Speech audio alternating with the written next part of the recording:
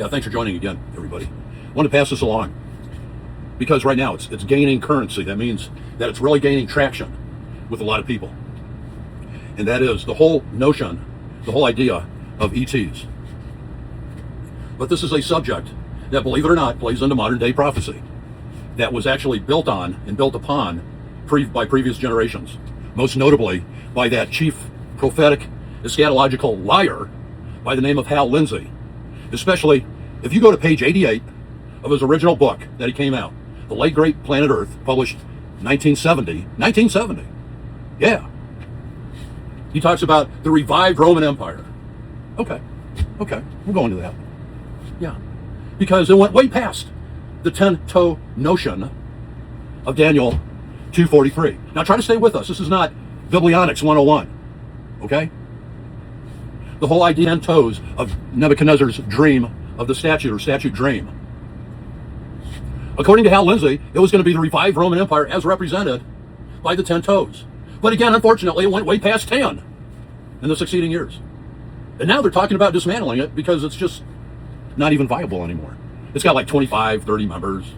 So that whole theory, according to Hal Lindsey, put it out with the daily trash. Matter of fact, that went by the wayside many, many years ago. Many years ago. Now, why is all this relevant? Because we have this whole cluster effect of the fallen angels.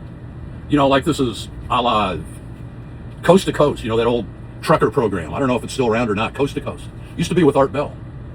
He's talking about Whitney Strieber, one of his guests.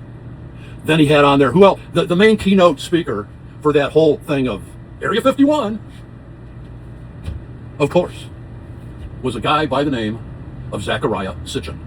Zecharia Sitchin. Look him up. All he talked about was the Greys and Eisenhower, meeting them, and then there's a few other presidents. Nixon, I believe, was another one. But that's all they talked about. Well, why is this? Why does anybody care about all this mishmash of stuff? Because it plays into the modern day schematic. I just got done seeing this movie, Disclosure Day, by Steven Spielberg. It was trash. Absolute garbage. And for as mega stinking rich as you are, Steven Spielberg, what a stupid movie.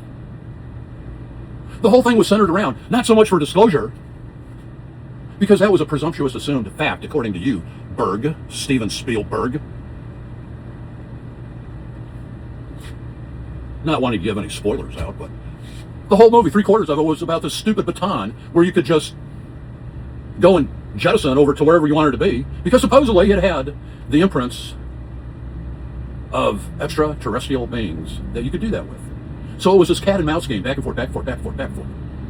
Watch the movie, you see what kind of garbage I'm talking about. That was basically the whole movie. Steven Spielberg, you couldn't have come up with anything better than that. And then at the end of the movie, you wheel out your vaunted gray. Ooh. How impressive, Steven Spielberg. That's what you call Disclosure Day? Really? Well, getting back to prophecy. Because it was the failed attempt, as per Hal Lindsey, back in the 70s, to try and push down everybody's throat the revived Roman Empire. So when that didn't pan out, then it shifted. Where did it shift? It shifted over to the Nephilim. And that's where Coast to Coast came in. And they filled up that information gap, being very cynical. Where you had all these Nephilim, because they went back to the pseudo books of Enoch, which is very popular right now and fooling a lot of people. Because they're saying, well, we should eschew. That means put to aside the whole KJV and read the Ethiopian Bible, because it has Enoch, it has all these extra pseudepigraphical, non-canonized books in it. We should read that, because it has overtures to the Nephilim. You people are something else. You really are. You remember Art Bell from Coast to Coast? Then George Noory took over. I actually saw him one time in Los Angeles. He put on a dinner for Jordan Maxwell, who was about as antichrist as you can get. And then Jordan Maxwell was kind of like Ozzy Osbourne. I wonder why I'm getting bothered by all these supernatural entities in my own home. Well, you think? What is wrong with you people? So that's why the emphasis is on all of these Nephilim. Because according to Zechariah Sitchin, they were watchers who fell down from heaven, came down from heaven. So all that's been germinating. So it took over the 10 toes aspect of Daniel 2:43. Now, why is this important? Why is it poignant? Here's why. Because that's what people are looking to. Oh, it'll be as in the days of Noah. They're missing the whole point. The whole days of Noah was all about his genealogy, which was perfect. That's why Christ came from that genealogy, because he was perfect in all his genealogy, all his bloodline. So it so was and is and forever shall be Christ. It's of one seed. Hold on.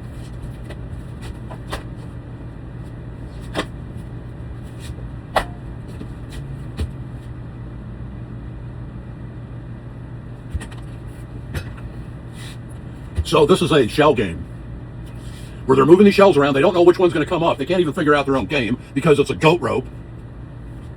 Oh, well, it's the end days will be just like, well, we'll take over aspects of Coast to Coast, the trucker program that they used to listen to late at night because of all the spooky stuff on here. Winnie Schreiber and Zechariah Sitchin and the Watchers and Enoch and, well, you got to throw the Ethiopian Bible in there too nowadays because, well, we haven't even discovered it yet.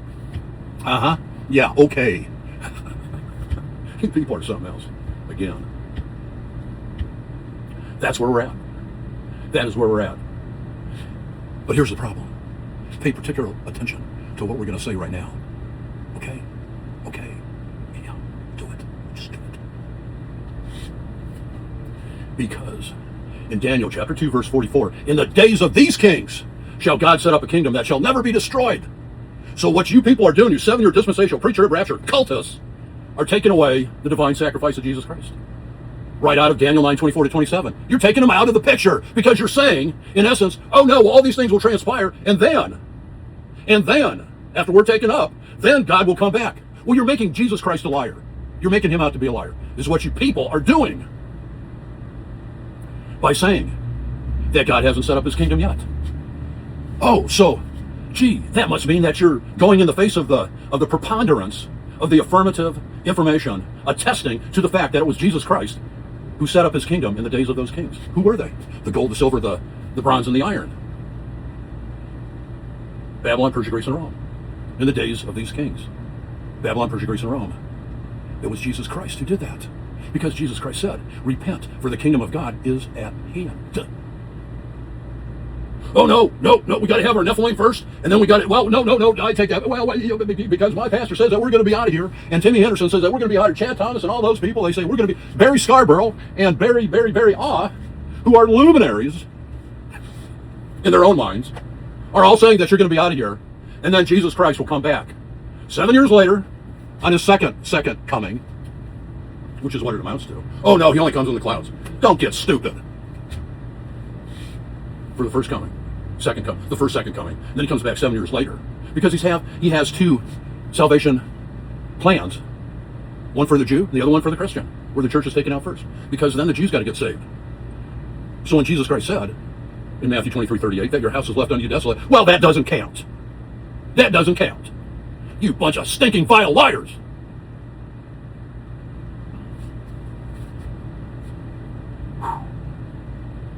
You people have got another thing coming.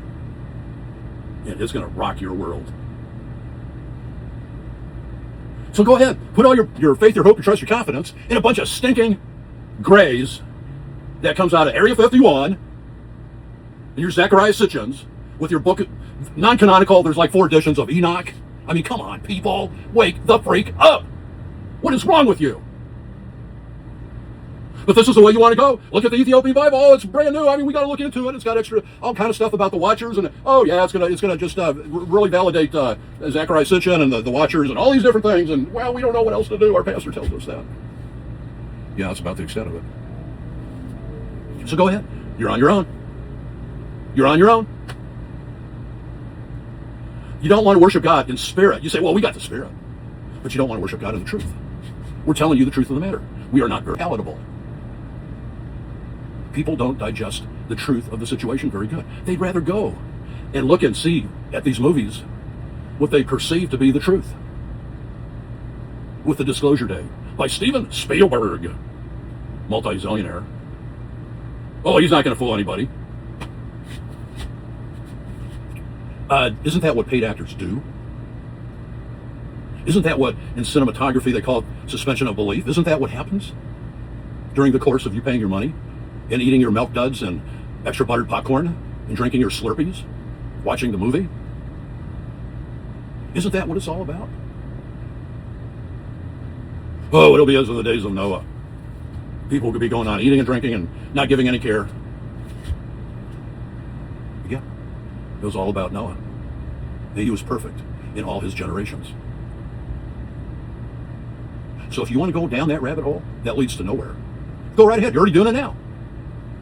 You've had people like, from the secular side, Whitney Strieber and Zecharia Sitchin.